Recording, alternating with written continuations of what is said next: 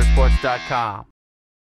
How important is it going to be to slow down Ingram on Saturday? Yeah, I mean, between he and number 3 now, let me tell you, the Trent Richardson, those are 2 future NFL backs, and you don't have to watch 12 games to figure it out. I mean, those are great backs, physical, fast, big, make you miss. I've seen more yards after contact by these 2 backs than any other backs we've watched on tape this year. Combined, those 2 are really special. This team has kind of seen distractions all year. How's it prepared for a week like this? You know, I think with what's happened. Yeah, I don't know that a week has gone by. There hasn't been some type of adversity or distraction, something, you know, and injuries, sicknesses. I mean, it goes on and on and on. You guys do a great job of documenting them, and we've found a way to overcome them and still be successful. And we've got to do that again this week. Without giving too many secrets away, sorry. Sure. Without Carlos, what happens on that end? Is it Tradow? Is it Jay Howard? It's both. No, it's Tradow and Jay Howard to both play. Both those guys, they're quality players. As you know, I rotate 10, 11, 12 guys every game. So when a guy's out because of injuries or discipline, whatever it is, it's not like I'm going to throw somebody out there in a championship game that hasn't played and played a lot. All these guys that will play Saturday have played a lot of football. How's Tradow kind of adjusting to, having a bigger role this week? Well, you know, he's doing great. He's really a starter in my mind, because when we go out, half the time we're in Joker anyway, which is 3 defensive linemen, 3 ends basically. Tradow's on the field. There's no way we'd have had 12 wins right now without Tradow. He's had a great year for us. And Jay Howard moving back to end, does that kind of switch up his game anymore? It's easy. No, for him it's an easy transition because he's been there before.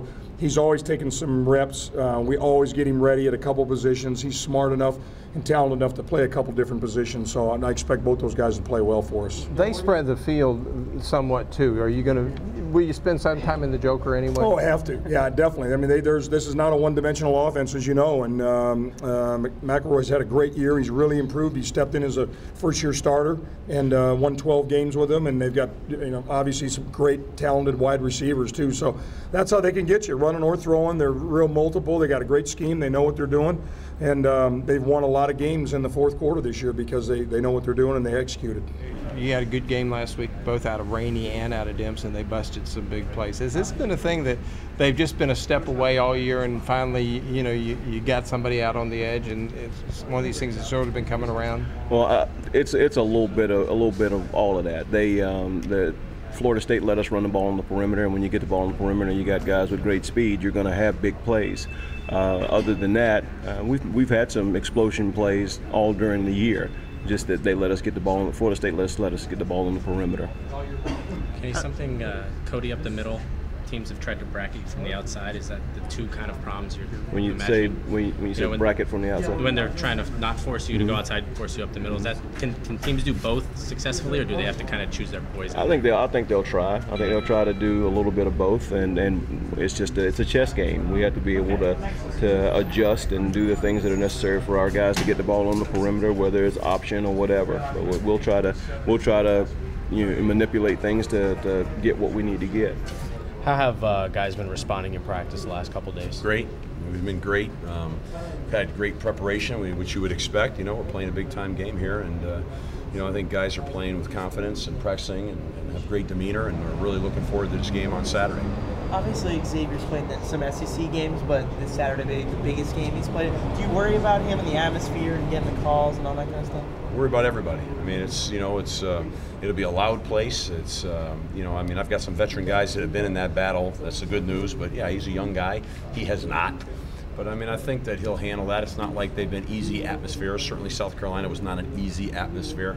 So, and the hype of the game last Saturday was home, but it was still a lot of hype into that game. He handled that well, so I'm sure he'll do well. What changes when you have to block a team that is solely an odd man front as opposed to playing teams that are mostly 4 down, which is what you're seeing? Well, this team is a mixture. They're a 50-50 odd, a 3-4 and a 4-down team. So they're pretty multiple in their defenses. So yeah, I mean, we've faced a fair amount of odd this year, but this is true 3-4, and it's a little different. There's a little different fits in there, and run fits, blocking angle fits. So it's a little bit different, but we have invested this year a fair amount of time into 3-down linemen. So I think we're ready to handle that transition into this game. With how talented Alabama is, especially in the box, how good is it to get your third option of Moody back this week? You want all the depth and all the weaponry that you have going into this game. This is going to be a very physical football game, and one of those kind of games where I really know that you're going to need everybody. You know, your depth will be critical in this game. It's going to be a real hard hit and go get them kind of football game. It was a year ago.